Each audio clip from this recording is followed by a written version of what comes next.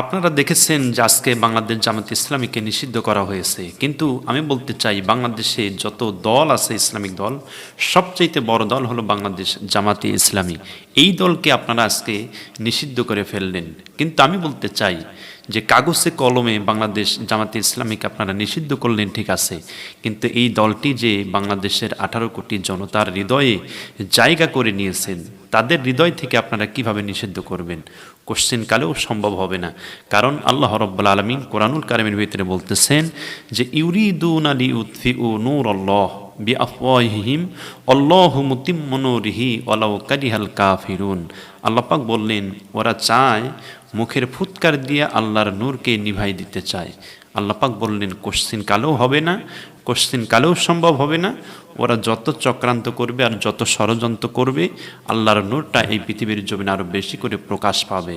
এখন বাংলাদেশ জামাতে ইসলামী সম্পূর্ণ কোরআন সুন্নাহ অনুযায়ী এই পৃথিবীতে তাদের আদর্শটা পরিচালিত করে। সেই জন্য আমরা বলতে চাই যে এটা একটা ইসলাম একটা চারাগাছ।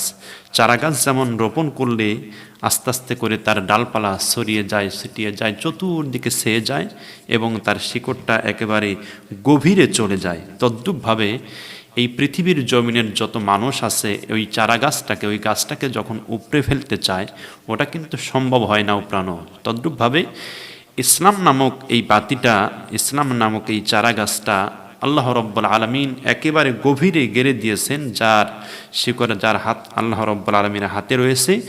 সেই গাছটা কখনো কোনো মানুষ উপড়ে ফেলতে পারবে না, আর উপড়ে ফেলতে যে যাবে সেই এই পৃথিবীর জমিন থেকে বিদায় নিয়ে চলে যাবে।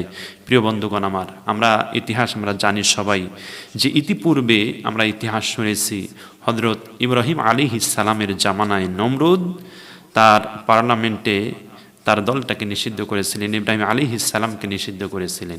ফেরাউন তার জামানায় তার পার্লামেন্টে হযরত মুসা আলাইহিস সালামকে নিষিদ্ধ করেছিল। তদ্রূপভাবে আবু জেহেল, আমরা জানি যে হযরত আবু জেহেল আমার নবী সাল্লাল্লাহু আলাইহি ওয়াসাল্লাম যখন দাওয়াতের কাজ পরিচালনা করতেছিলেন, ওই সময়ও আবু জেহেল আমার রসুলকে নিষিদ্ধ করেছিল। কিন্তু দেখা গেল যে আবু জেহেল যত চক্রান্ত করে ইসলামের বিরুদ্ধে, আবু জেহেল যত ষড়যন্ত্র করে কোরআনের বিরুদ্ধে, ততই মানুষ ইসলামের পক্ষে, কোরআনের পক্ষে, রসুলের আদর্শের পক্ষে মানুষগুলো ভিড় জমায়। কারণ এটা একটা আলো, এটা একটা প্রদীপ।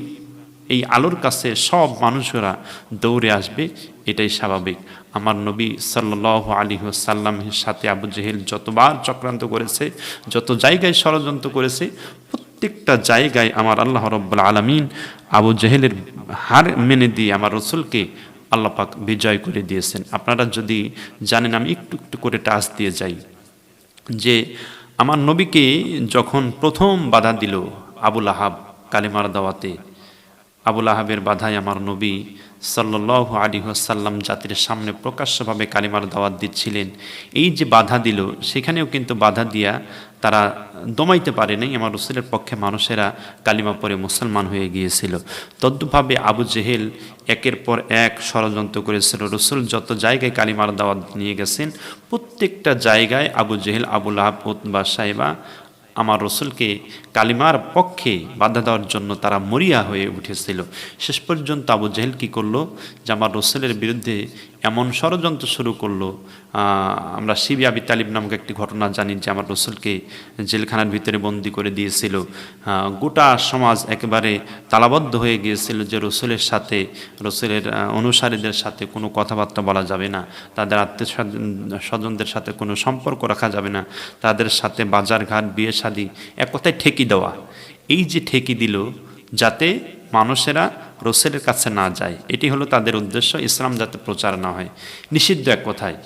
সেখানেও আমার আল্লাহ রাব্বুল আলামিন সমস্ত বাধাকে উপেক্ষা করে ইসলামের পক্ষে বিজয় আল্লাহ পাক দান করে দিলেন। রসুলের পক্ষে মানুষেরা দলে দলে কালিমা পড়ে মুসলমান হতে লাগলেন।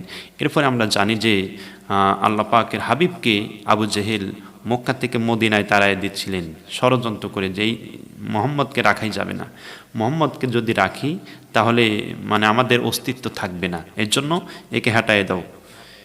আল্লাহ রসুল সাল্লাল্লাহু আলাইহি ওয়াসাল্লামকে ওরা আইন পাশ করে মক্কা থেকে একেবারে মদিনায় বাধ্য করলেন হিজরত করে। আমার রসুল একেবারে পালায়ন করে চলে গিয়েছিলেন মক্কা থেকে মদিনায়। আপনারা সবাই জানেন যে এই যে পালায়ন করে আমার রসুল মক্কা থেকে মদিনায় চলে গেলেন, সেই দিন পৃথিবীর কোনো মানুষ কিন্তু জানতো না যে আমার রসুল একদিন এই মক্কায় আবার ফিরে আসবেন এবং মক্কা দখল করবেন।